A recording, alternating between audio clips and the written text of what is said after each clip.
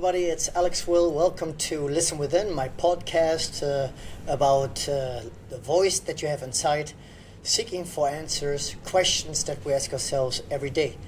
Some know me as the performer who traveled all over the world, been on television and concert shows. But oftentimes I met people who wanted to know the answers to discover who they are. And we can't really follow a path if we don't discover who we are. So to understand what the law of attraction is, to understand what you really want in your life, it starts with knowing yourself. And so in the last episode I was talking about self-understanding, acknowledging who you are, why you attract what you attract in your life, why you're going through tribulations, particular tribulations, and also understanding, what is happening if you carry a past with you, because there are many scars that haven't healed yet, and because of self-inflicted pain, consciously or unconsciously, we develop a pattern and repeat certain situations over and over again. And I like to use the example, as you already know, speaking about relationships. But I'm not just talking about romantic relationships, I'm talking about the relationship with yourself.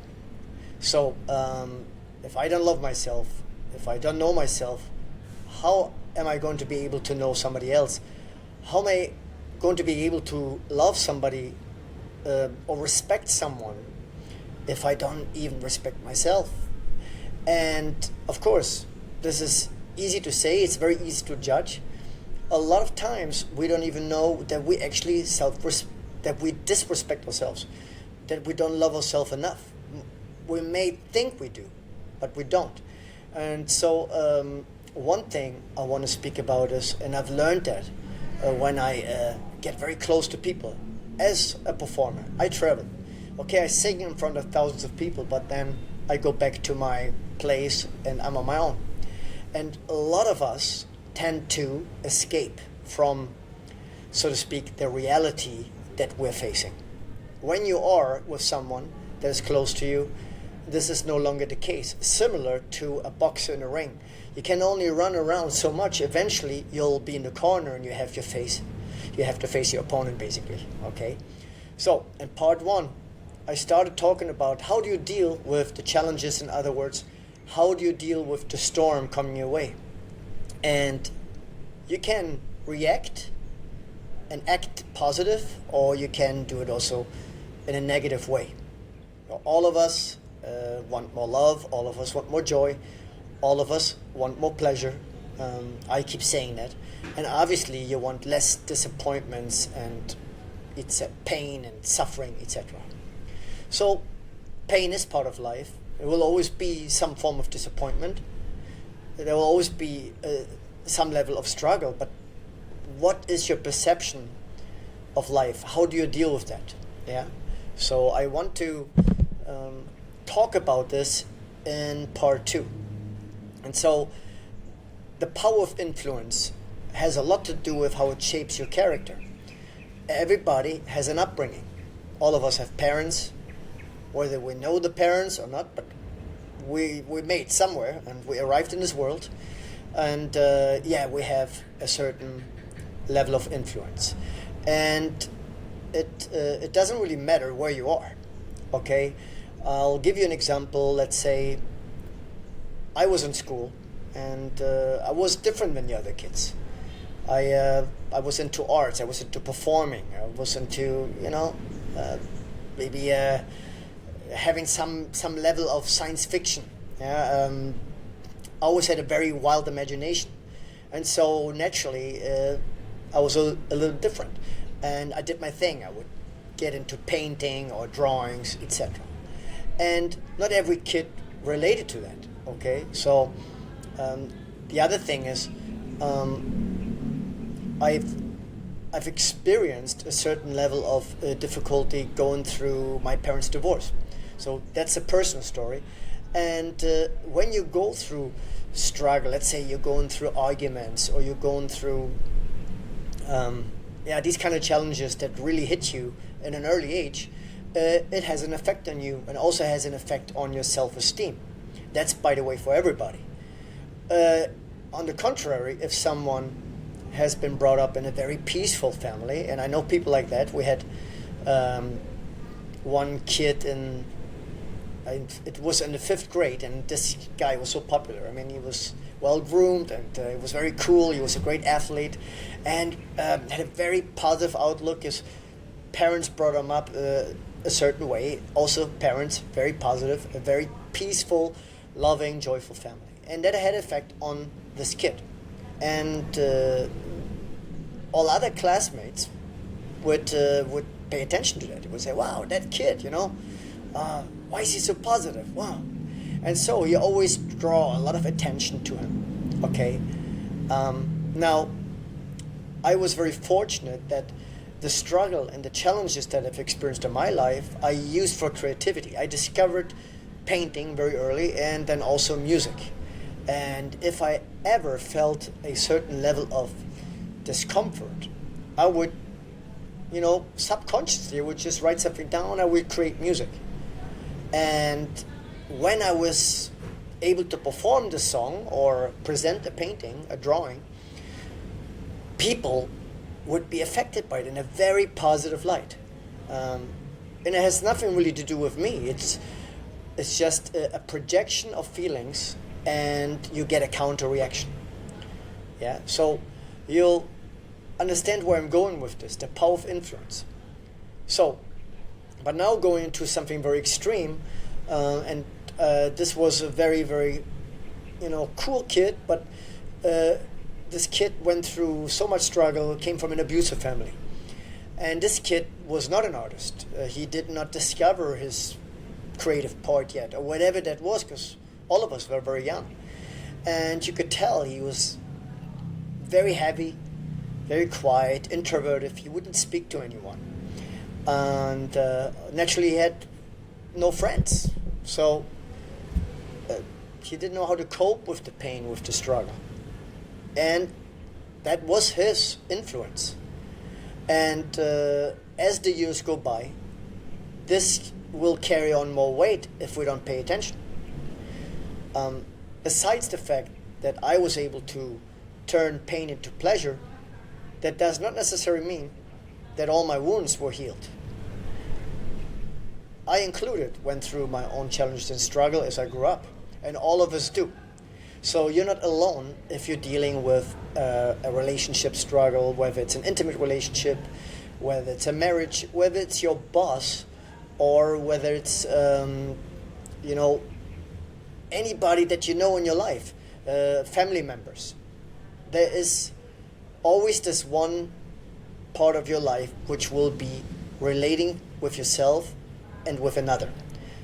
The definition of relationship is relating to each other. Okay, some consciously don't want to relate to each other. Some people have a struggle to relate to one another. But one way or the other, the most important aspect of life, besides love, is relationships. The relationship with yourself, with your spirit, with your heart and your mind. How do you treat yourself? It's a choice, a conscious decision. And even though you may go through a lot of struggle, you have a choice how to respond to this so-called storm. Okay? So, in part 1 I was talking about, number 1, understanding what is the challenge. You can call it learning lesson, you can call it problem. And then the next part is to understand the magnitude, the heaviness of that situation. So, I may give you an example. You are in a marriage, you are in a relationship, and you believe, or you're thinking that you're doing your best, you bringing love and joy to your wife. I just say it like that. It doesn't mean necessarily that the wife or the husband receives it the way the other person thinks they actually do it. Notice that I just say the way they think. My truth may not be your truth. I can believe I treat you with love, kindness, and respect, but the other person doesn't feel that at all. They maybe feel pressured. They feel claustrophobic. They feel like in a prison. But I, as a person, could project on you all these feelings and thinking I'm doing my best and causing a counter reaction, don't understand why there is the struggle. And so what happens naturally, oftentimes, in my life or other people's lives, I judge the person. So now there's an argument. One way or the other, we're not understanding each other. I want it my way and she wants it her way, or vice versa. And the whole key is to really learn to understand yourself first. You see where I'm going with this. If I understand, if I acknowledge that I miscommunicate something, I'm not clear enough, I'm not direct enough, or I'm talking around and not really getting straight to the point. This also can bring miscommunication to the partner, or to your boss, to your employees, to your audience, to your family members. It's a very complex issue, which is most likely a bit much for one podcast. But that's why I want to get into it, and I will cover more as there are more episodes coming up. What I want to say here is it starts with you. It really starts with you. And what may be very simple to others may not be simple to you. As a pianist, if I had a cut on my finger, to a constructioner it means nothing. Okay, they get cut all the time and they have wounds and they have injuries. But with a musician, if my finger isn't working right, I can't perform. And so I'm losing my job. And so for me, this little wound, as little that may seem, it's a huge deal, a big deal. So be considerate towards others, because what may not be a big deal for you may be a super big deal to other people, like your wife or your girlfriend or boyfriend, husband, etc. Yeah. How oftentimes have you heard people in an argument and the other spouse will say, "Oh, it's not a big deal, come on." But they want to communicate something with you, and not you hearing them, you don't hear them correctly. So the moment you collide and there is a miscommunication, one way or the other, it's no longer a situation where you relate to each other. And what if I tell you, you can change that, you can prevent that, you can make any relationship work, you can make any job situation work, you can attract the things that you want, you can make that work. If some things seem broken, especially in personal relationships, even that can be fixed. There's always a choice and there's always possibilities. Fortunately or unfortunately, people tend to quit, and I'm not innocent of it. I also had given up on things. But it's better to sometimes just let go and stop and really determine what you want, really discover who you are before you continue and make it an endless battle. Yeah? But remember, just because you lost a battle doesn't mean you lost a war. If you believe in something, number one, you believe in yourself. Okay? That's your responsibility. Let's just talk about if you have this pressure of being trusted, or say to someone or your spouse, say, "Hey, you can trust me." Okay? This may sound like a nice offer. You may think you're very generous, but in truth, you're putting also pressure on other people. It may not seem like that to you, but maybe it seems like that to others. So if you have confidence in yourself, if you trust yourself, if you believe in yourself and not depend on other people's beliefs, you'll do so much better. You become stronger. And your energy changes. And you become more attractive. And so if you happen to be, let's say, in a relationship where this girl or this guy don't find you appealing, irritating, frustrating, confusing, take a look at yourself first. It's very easy to judge the person and say, "Stop, I'm not attracted to you, I'm not into you." That's very easy to do, because it's also a way of giving up, rejecting somebody. take a pause and look at yourself first. You work on yourself, and there's plenty of room to get better, to work on yourself. And then when you discover the better version of you, naturally you will attract a very different situation, and your girlfriend, boyfriend, husband, spouse, boss, schoolmates, friends will react differently to you. Okay? And so why do we carry these kind of emotions inside of us? Why do we project this kind of feeling? Why do we have so much judgment? Partially, it has to do with wounds that we carry within ourselves. And I'm not speaking to everybody and say you are that person. I'll just give an example. Yeah? So if you have a pattern of inconsistent relationships, or where you have been fighting a lot, let's say you have even attracted women or men in your life that have been cheating on you. Okay? Now you could walk around the world and say to everybody, oh, poor me, they have cheated on me, they've been so dishonest, oh, what a terrible world, what a terrible person, I deserve so much better, blah, blah, blah, blah, right? But it starts with you.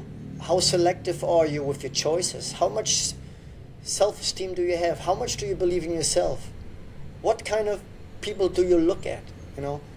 Besides, everyone has their issues to carry. And I want to also highlight to say, just because somebody does betray you, just because somebody does cheat on you, if you never talk about it, does not mean you have the right to judge the person and say you're terrible or you're bad man or you're bad woman. No, because it is not your business to make a judgment. You, however, have a choice, and you can deny your choices. You can also deny that you made the choice in the first place. You can project negativity and chase the person elsewhere, but it still starts with you. Why do you attract what you attract? Why do you accept what you accept? Why do you continue the same way as you always continued? Those are very valid and important questions. And the thing is, if you keep doing what you've been doing before, you keep receiving what you have been receiving. So it's an ongoing thing. Now, I know people, I know friends who go to their family members and to go to other people and ask for advice. And they talk about all kinds of personal things and have this assumption that other people could fix their lives. But you alone, including myself, we are responsible for our own lives. Yeah? Nobody else is. You, as I, have to take action to create the results that we want to achieve. So, if you want to change something, if you do, understand who you are, know what you want, and then when you know what you want, what steps do you have to take to get there? What is it that you have to do to get to that destiny? To find that person or that job? And then the next thing is, ask yourself, why do you want this? Why do you want to be with that person that you love so much? Why do you accept what you accept? Why do you keep fighting for this woman or this man? Why do you keep fighting for this dream job of your life? Why you made that choice? If it's because you're looking for validation, if it's because you're comparing yourself, if it's because you're afraid that people look at you differently, those may not be the best reasons to achieve good results. But if you do something passionately because you know in your heart that this is you, this is bringing you passion, this is giving you energy, this is giving you the booster of the day, this is giving you purpose, meaning, then you know what? You're on the right path because it's in your heart. So when you choose a woman that you love, You don't choose it because you want to convince her that she likes you. You're waiting that she tells you you're the love of my life. No, you're not doing it for validation. Because you can force that kind of feeling from anyone. You do it because you, yourself, believe in it. And if it works out, if the other partner wants to be with you and go this route with you, this journey, okay, great news. But if somebody says to you, no, I'm going to go a different way, I don't want to be part of this journey, be thankful and grateful that you had this experience.